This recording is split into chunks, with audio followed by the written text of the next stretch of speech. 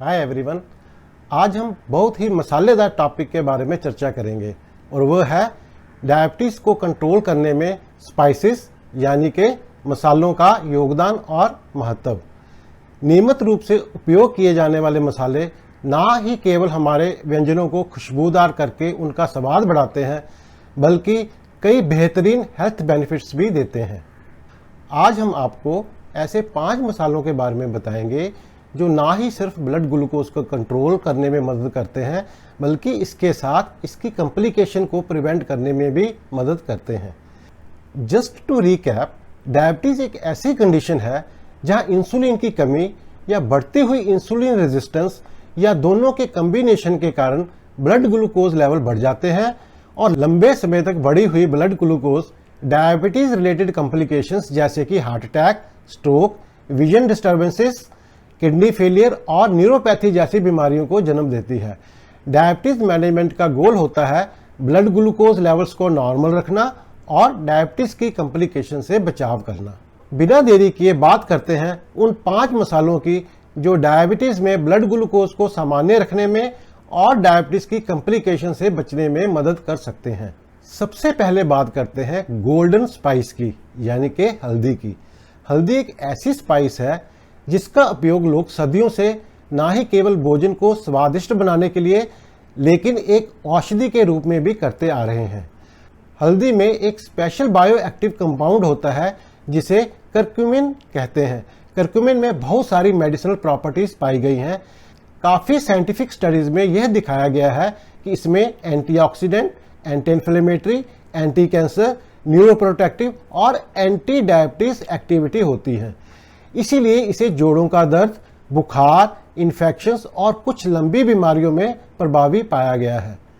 अपने anti inflammatory और antioxidant गुणों के कारण हल्दी या करक्यूमिन इंसुलिन प्रोड्यूस करने वाले बीटा सेल्स को सुरक्षित रखती है। इसके कारण ये डायबिटीज होने से बचाती है और अगर पहले से ही डायबिटीज है तो उसे बढ़ने से रोकती है। हल्दी का नियमित सेवन डायबिटीज संबंधी कॉम्प्लिकेशंस जैसे कि heart attack, stroke, eye problems, skin diseases, kidney failure और न्यूरोपैथी की संभावना को भी कम कर सकता है। इन पहलुओं को ध्यान में रखते हुए यह आवश्यक है कि डायबिटीज़ के सभी मरीज अपने खाने में हल्दी का खुलकर इस्तेमाल करें।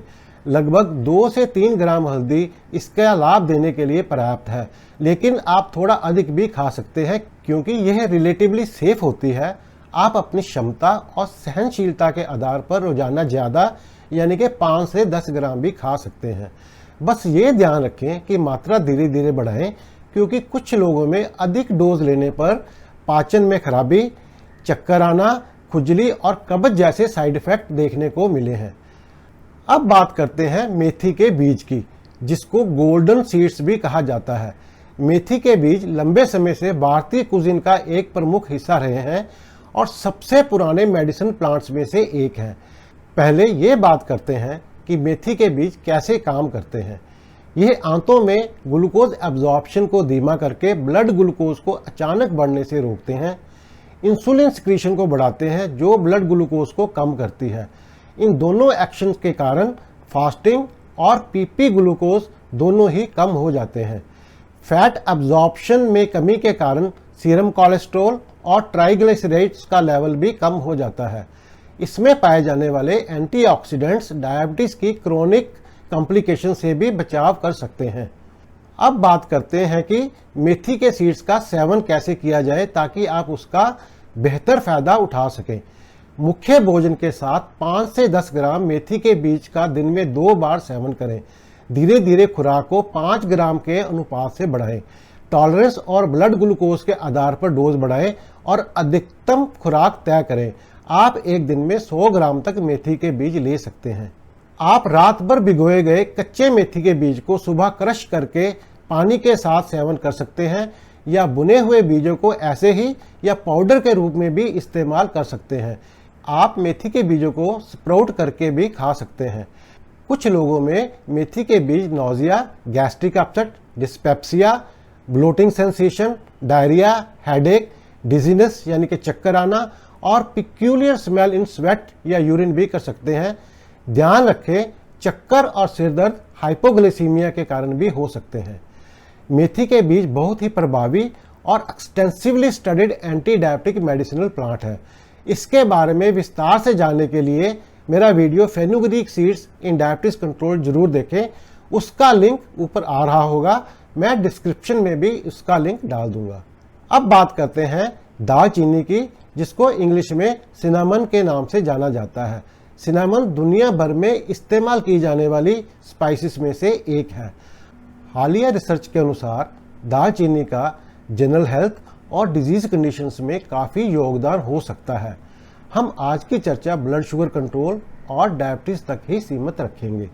दालचीनी में सिनामोहल्डिहाइड और इसके जैसे कुछ और भी बायोएक्टिव कंपाउंड्स होते हैं जो इसकी एंटीऑक्सीडेंट, एंटी इन्फ्लेमेटरी और बायो एक्टिविटी के लिए जिम्मेदार होते हैं। दालचीनी इंसुलिन सेंसिटिविटी को बढ़ाकर अपने इंसुलिन माइमेटिक एक्शन द्वारा और आंतों में फूड एब्जॉर्प्शन को धीमे या कम करके ब्लड ग्लूकोज को कंट्रोल करने में मदद करती है। यह fasting blood glucose, PP blood glucose और HbA1c को कम करती है। इसकी एंटीऑक्सीडेंट और anti inflammatory activity pancreatic beta cells की रक्षा करने और डायबिटीज की क्रॉनिक कॉम्प्लिकेशन से बचने में भी सहायक हो सकती है। अपने वार्म और फ्रेगनेंट स्वाद के कारण दालचीनी इतनी वर्सेटाइल है कि इसका उपयोग किसी भी व्यंजन में किया जा सकता है। बस इसका पाउडर फूड आइटम पर छिड़के और अपने खाने का मजा लेने के साथ साथ स्वास्थ्य लाभ भी उठाएं। आप इसकी चाय बनाकर भी पी सकते हैं, क्योंकि अधिकांश स्टडीज में प्रतिदिन 1 से 6 ग्राम दालचीनी पाउडर का उपयोग किया गया है। आप रोजाना 1 ग्राम से शुरू करके धीरे धीरे कुल मात्रा 4 से 5 ग्राम प्रतिदिन तक कर सकते हैं, क्योंकि कुछ लोगों में साइड इफेक्ट जैसे कि इंडाइजेशन, एलर्जी, चक्कर आना, हाइपोग्लाइसीमिया हो सकते हैं। इसीलिए खुराक को धीरे धीरे बढ़ाएं। अब बात करते हैं अदरक यानी कि जिंजर की। अदरक का मेडिसिनल उपयोग सदियों से चला आ रहा है। हाल ही के शोध के अनुसार डायबिटीज पेशेंट्स को इसके बहुत से लाभ हो सकते हैं। अदरक और इसमें पाए जाने वाले बायोएक्टिव कंपाउंड्स जैसे कि जिंजरॉल ब्लड शुगर को कम करने और इंसुलिन सेंसिटिविटी और इंसुलिन सिक्रीशन को बढ़ाने में उपयोगी पाए गए हैं। अपने एंटी इन्फ्लेमेटरी और एंटीऑक्सीडेंट प्रॉपर्टीज के कारण अदरक डायबिटीज रिलेटेड कॉम्प्लिकेशंस को कम करने में भी उपयोगी पाया गया है। अदरक ब्लड प्रेशर, कोलेस्ट्रॉल और ट्राइग्लिसराइड्स के लेवल को भी कम करता है। इसके अलावा अदरक को नोजिया, वॉमिटिंग, जोड़ों के दर्द और स्पेशली प्रेगनेंसी इंड्यूस्ड वॉमिटिंग में भी उपयोगी पाया गया है। अदरक की रिकमेंडेड डेली डोज 1 से 4 ग्राम के बीच में है, जिसे फ्रेश, ड्राइड या पाउडर्ड अदरक के रूप में लिया जा सकता है। इसका इस्तेमाल चाय के रूप में भी किया जा सकता है। दालचीनी जैसे यह भी काफ़ी वर्सेटाइल है और काफ़ी तरह के डिशेस में डाला जा सकता है, क्योंकि इससे स्टमक अपसेट हो सकता है। इसे भोजन के साथ लेना ही ठीक है। कुछ व्यक्तियों में नोजिया, डायरिया या एलर्जी जैसे साइड इफेक्ट हो सकते हैं। अब बात करते हैं लहसुन यानी कि गार्लिक की। पहले चर्चा किए गए मसालों की तरह डायबिटीज वाले लोगों के लिए गार्लिक के भी कई प्रकार के फायदे हो सकते हैं, जैसे ब्लड ग्लूकोज को कम करना, इंसुलिन सेंसिटिव में इंप्रूवमेंट करना और डायबिटीज की कॉम्प्लिकेशंस को रोकना या कम करना। लहसुन में एलिसिन नाम का एक बायोएक्टिव कंपाउंड होता है जो इसकी बायोलॉजिकल एक्टिविटी के लिए जिम्मेदार होता है। वैज्ञानिक अध्ययन में पाया गया है कि लहसुन इंसुलिन सिक्रीशन और सेंसिटिविटी को बढ़ाता है और इसके एंटी इन्फ्लेमेटरी और एंटीऑक्सीडेंट गुण डायबिटीज की कॉम्प्लिकेशंस को कम करने में मदद कर सकते हैं। अदरक की तरह लहसुन भी ब्लड प्रेशर, टोटल कोलेस्ट्रॉल और ट्राइग्लिसराइड्स के लेवल को कम करता है। लहसुन की रिकमेंडेड डेली डोज 1 से 4 ग्राम के बीच में है, जिसे ताजे, सूखे या पिसे हुए मतलब कि पाउडर्ड लहसुन के रूप में इस्तेमाल किया जा सकता है। इसको लेने का सबसे अच्छा तरीका ये है कि आप अपनी जनरल कुकिंग में इसका खुलकर इस्तेमाल करें और करी या स्ट्यू के साथ लें, ताकि इसके कॉमन साइड इफ़ेक्ट्स जैसे कि पेट में जलन, मतली, दस्त कम हो। ए वर्ड ऑफ कॉशन, जिन मसालों का मैंने जिक्र किया है सबसे अच्छा है कि आप इनका उपयोग भोजन के साथ या भोजन में करें। अदरक और दालचीनी की चाय भी ट्राई कर सकते हैं। हल्दी को दूध के साथ भी ले सकते हैं। ऑल्टरनेटिवली आप इनके कमर्शियल सप्लीमेंट्स जो कि कैप्सूल्स या टैबलेट्स के रूप में उपलब्ध हैं भी ले सकते हैं। कोई भी मसाला सामान्य आदतन यानी कि हैबिचुअल उपयोग से ज़्यादा लेने से पेट से संबंधित साइड इफेक्ट हो सकते हैं। इसीलिए स्मॉल डोज से शुरुआत करें और धीरे धीरे डोज बढ़ाएं। चूंकि अधिकांश स्पाइसेस के लिए rigorous scientific data, dose standardisation और साइड इफेक्ट पर जानकारी का अभाव है, इसीलिए इनके इफेक्ट और साइड इफेक्ट दोनों के बारे में पूर्ण विश्वास से कुछ नहीं कहा जा सकता। इसीलिए आप अपने ब्लड शुगर की नियमित मॉनिटरिंग करें, अपने डॉक्टर की सलाह अवश्य लें ताकि वो आपकी ब्लड शुगर, बाकी दवाओं की खुराक और कोई अनएक्सपेक्टेड या एक्सपेक्टेड साइड इफेक्ट पर नजर रख सके। Most importantly, use this spices only as a supportive treatment, not as a main treatment. Never ever stop और alter existing treatment without your doctor's advice. आज के लिए बस इतना ही। अगर आज के विषय में कोई डाउट है तो कमेंट्स में लिखें, मैं अवश्य उत्तर दूंगा। मुझे यकीन है कि आज की जानकारी दिलचस्प और उपयोगी रही होगी। अगर ऐसा है तो लाइक कीजिए, शेयर कीजिए। अगर अभी तक चैनल सब्सक्राइब नहीं किया तो वो भी कर लीजिए ताकि आपको इस प्रकार की जानकारी नियमित मिलती रहे।